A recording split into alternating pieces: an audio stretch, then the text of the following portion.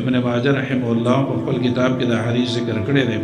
امام دارمی رحمه الله دا حدیث ذکر کړی دی. امام ترمذی رحمۃ اللہ علیہ دا حدیث ذکر کړی دی. هغه په حدیث باندې حکم هم لګی هذا حدیث حسن، دا چې کوم دی حسن درجه والا چې کوم دی حدیث مبارک دی. بہرحال امام صاحب د مشکات شیخ ولی الدین تبریزی رحمه الله د دې کتاب نه چې کوم دی فارغ شل د رمضان مبارک ورځ وا آخري جمعه وا،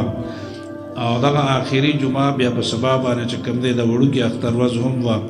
نو هغه وخت کې چې کله رؤیت هلال کېدو او دارنګه میاشت لیدل کېده د شوال یا د وړوکي اختر په شپه باندې دا جمعه ورځ هم وا، د رمضان مبارک آخري چې کوم دی روزه هم وا. پای باندې امام شیخ ولی الدین تبریزی رحمه الله دا حدیث چې کوم دی دا کتاب ختم کړی دی 930 هجری کې بحمد الله وحسن توفیقه والحمد لله رب العالمین. بہرحال دا امر بالمعروف نهی عن المنکر اهمیت ته اشاره کوي، او دا امر بالمعروف نهی عن المنکر علماء کرام هم کوي، مبلغین حضرات هم کوي.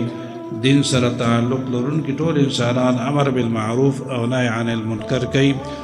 او دا هم راغلی چې ولتکن منکم امة يدعون الى الخير ويأمرون بالمعروف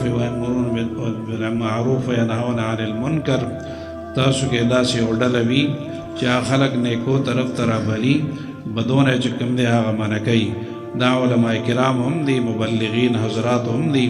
ټول چې کوم دی دغه ډیوټي ادا کوي. الحمدلله دا علماء کرام په دغه حوالې سره ډېر لوی مجاهده کوي، ډېر لوی محنتونه کوي. الحمدلله دا موقوف علی طالبان دی، یو کال بعد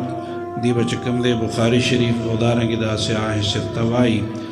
بیا به ورته چې کوم دی دا دور حدیث هغه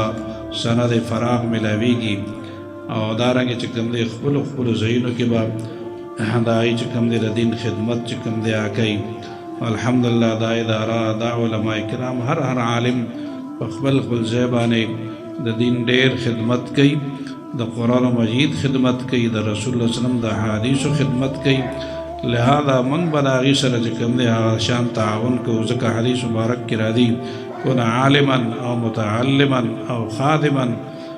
او محبا ولا تكن خامسا والا فتهلك. یا خو عالم شه علم وکړه، یا د ای شاګرد شه، که دغه هم نشي کولی د ای خادم شه، د جاني خدمت یې وکړه، مالی خدمت یې وکړه، د لاس پښو خدمت یې وکړه، دعاګانې ورته کوه. او محبا یا هغې سره محبت کوه، بغض ورسره مه کوه، کینه ورسره مه کوه، غیبتونه د عالم مه کوه، پروپیګنډې پسې مه کوه، بلکې هغې سره محبت کوه. او که نه دغه نه شوې، رسول الله صلی الله علیه وسلم فرمایي که پنځم شوې بیا به هلاکېږي چې نه عالم شي، نه د هغې شاګرد شي، نه د هغې سره چې کوم دی خدمت وکړي، او نه هغې سره محبت وکړي، بلکې هغې سره بغض وکړي، نقصان به ځان ته رسوي، بیا به چې کوم دی هلاکېږي. رسول الله صلی الله علیه وسلم دغه شان الفاظ فرمایلی دي. لہذا د علماو سره محبت کول دارنګې د ځان دپاره د خیر ښېګړه خبرې ده. رسول الله صلی الله علیه وسلم فرمایي المرء مع من احب، دنیا کې چا سره محبت وکړه، آخرت کې به د هغې سره په سب کې فاسي. په دنیا کې چې کوم دی نیکانو سره، اولیاء الله سره، علماو سره، دیندارو سره محبت وکړه، آخرت کې به د هغې په سب کې فاسي. په دنیا کې فساق و فجار و غلطو خلکو سره محبت وکړه، او د هغې سره مجلسونه وکړه، صحبتونه وکړه، د آخرت کې به د هغې په سب کې فاسي. الله دې موږ ټول د نیکانو، عالمانو، اولیاء الله، بزرگان د هغې په صفونو کې چې کوم دی وګرځي. امام احمد بن حنبل رحمت الله علیه فرمایي، امام ابو حنیفه رحمت الله علیه فرمایي که علماء کرام دا اولیاء الله نشي، نو په مخ د ځمکه بیا څوک هم اولیاء الله کې داخل نه دی. علماء کرام د ټول نه زیات اولیاء الله دي. او دارنګې چې کوم دی دی ډېر محنت کړی دی. دی مولانا محمد مکرم صاحب، درویش صاحب، دامت برکات ملالیه، دارنګې دا ټول چې کوم دی شیوخ حضرات دي، علماء حضرات دي، ماشاءالله په دغې غریبۍ کې، په دغې چې کوم دی نامساعد حالاتو کې د دین عظیم خدمت چې کوم دی کوي. او ستاسو بچو ته لارې قرآن مجید ښایي. ډېر چې کوم دی بچي قرآن مجید ختم وکړه،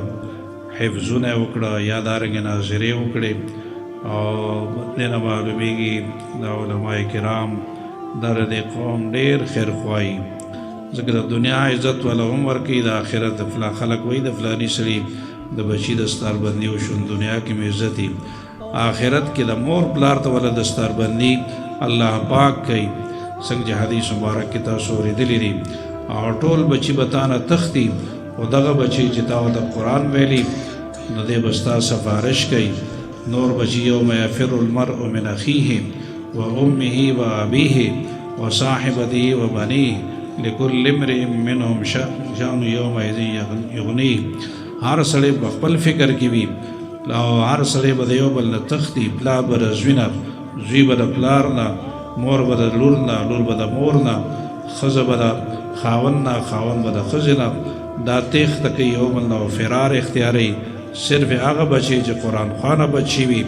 دی به ورته ولاړې سفارش به کوي دینداره بچی وي عالم وي